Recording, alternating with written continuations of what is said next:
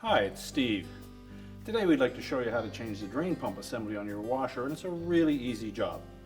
All we're going to need is a putty knife, a number 2 square head or number 2 Phillips screwdriver. We'll need a 5/16 nut driver, a 3/8 socket and a ratchet, a pair of slip joint pliers, and maybe a pair of needle nose pliers. Let me show you how we do it. Now before we begin this repair, the first thing we'll need to do is to disconnect power to the appliance, so simply pull the plug. Then next we're going to raise the main top so that we can access the front panel. So we'll take a putty knife, and we're going to go in this gap between the front panel and the main top, about 2 inches in from the edge. And you'll feel some resistance, and that's a metal spring that we're going to depress while lifting up on the top. Do the same on the opposite side. Now with the main top released, we'll open up the lid, tilt the whole assembly backwards, and either lean it up against the wall or fashion some support such as we have here. Just hold it from going back too far. The hinges on the main top will not support the weight of it.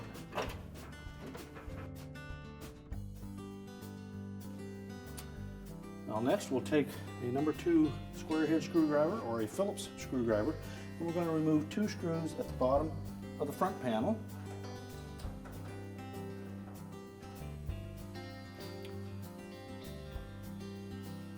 Now with the screws removed, we're just going to push down on the top of the front panel. That will release some locking tabs on the side that engage these slotted openings on the side of the cabinet. And we can set that front panel aside. Now with the front panel off, we now have access to the pump assembly. So our first step is to remove this cover. It's held in place with 2 3/8 bolts. We're simply going to remove those first using our ratchet. And lift that cover away. We can then see the ground wire and the 2-wire harness connector to the pump. So we're going to remove those. If they're tight, just use your needle nose pliers, grasp the terminal, and remove it. And then just pull that out of the way. Now next we'll remove the drain hose connection and the tub to pump hose connection. There's a pretty good chance there's going to be some water in here, so you'll need something to collect that water as you remove the hoses. Simply squeeze the clamps with your slip joint pliers, slide them up onto the hoses.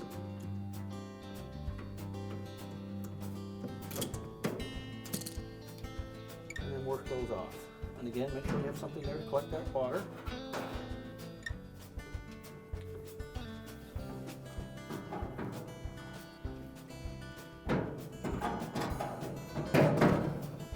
Next we'll remove 2 mounting screws that secure that pump assembly to the base. Our 5/16 screw. So these are nut driver. Let's remove those.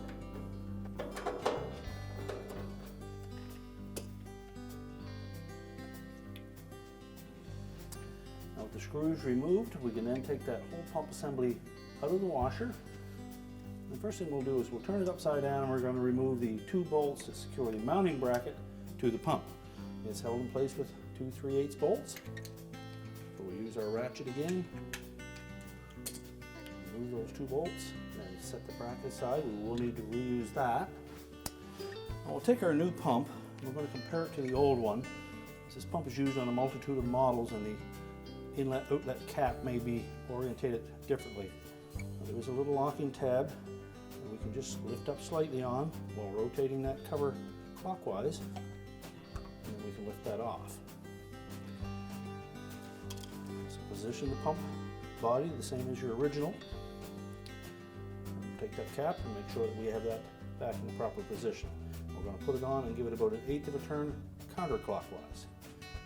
Make sure the O-ring is seated properly. Set that into position. Make sure it's firmly seated all the way around. And rotate it until that locking tab engages. Verify that it's the same, then we can discard the old pump. We'll start by putting the mounting bracket on using the 3/8 bolts. Just tighten that up with the socket and ratchet. And set that pump into position and install the retaining screws.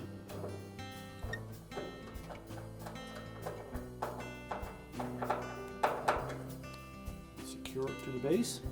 Reinstall the drain hose and tub to pump hose. Make sure they're firmly seated on the inlet and outlet. Take our pliers, just grab those clamps and pull them back into position.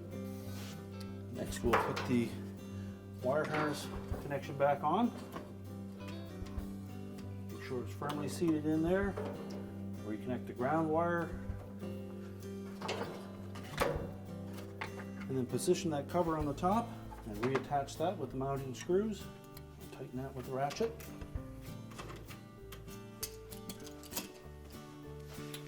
Now we can put the front panel back on.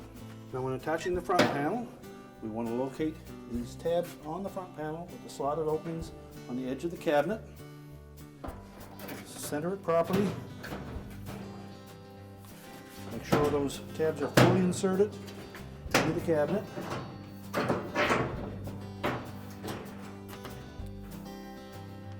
With all four of them fully inserted, then we're just going to pull up sharply on that front panel.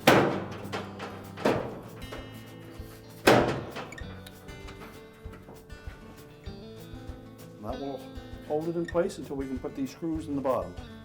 So reinstall the two retaining screws at the bottom of the cabinet.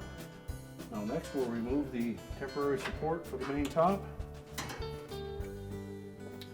Carefully lower the top of the lid down into position. Center it side to side, making sure that the locating pin at the center is engaged properly. We'll press firmly on both corners to latch it in place. We're ready to reconnect the power, and our repair is complete.